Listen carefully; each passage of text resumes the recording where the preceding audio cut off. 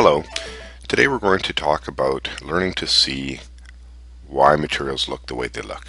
And in order to learn that, the first thing we need to understand is the process of seeing. What is it that causes us to see materials? And why do so many materials look so different from each other? And why do some look similar to each other? Here's another example of reflection. This is one of those hand blow dryers in a swimming pool change room. And we look at this and we say, again, this is very highly reflective. And before today, we may have said this is not reflective, but it has a specular highlight, and this wall is not reflective. The fact is, it's all reflective. It's all reflecting light. Some of it is more highly specular than others. Okay, so this is some aggregate concrete, and it doesn't appear to be very mirror-like.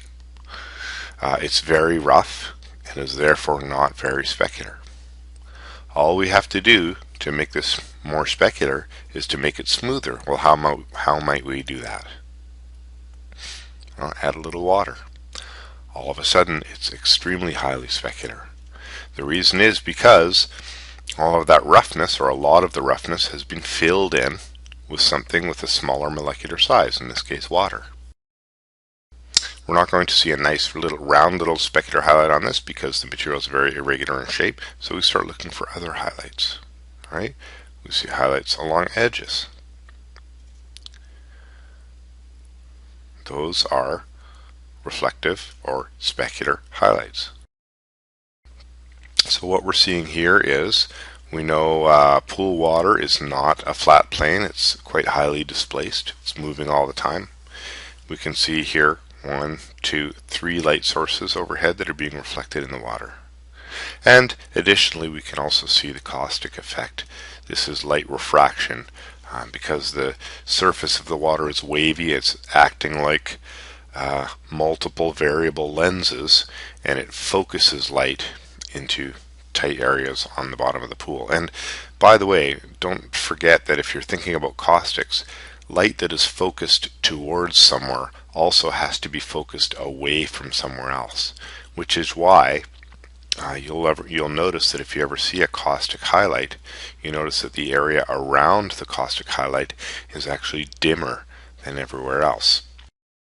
Interesting look at some porcelain tiles, and some of them seem to have this specular highlight on them, and some of them, well, these have a specular highlight too, but it's a little bit different, isn't it? It's a little bit softer. It's a blurrier reflection. Once again, that's based on the fact that the glaze used on the white tiles comes out a little bit rougher, a little bit less specular than the glaze used on the black tiles. And then of course the grout in between is much rougher, so you can't see any specular highlight at all on there.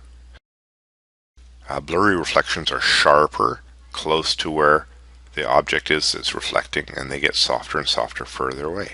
Just like natural shadows, and in CG, just like area light shadows, or volume light shadows, spherical light shadows, what have you these days. And this is a good example of wood that's been fairly highly polished, so that it's so specular, so highly specular, that you can actually see clearly images reflected in the wood. Of course, wood comes in a lot of different forms, shapes, and sizes and polishes, and it can have lots of different levels of reflectivity. Here's a chair. It's a little bit polished. We can see a specular highlight along here, but we can't really, there's another one here, we can't really see much at all in the way of image information.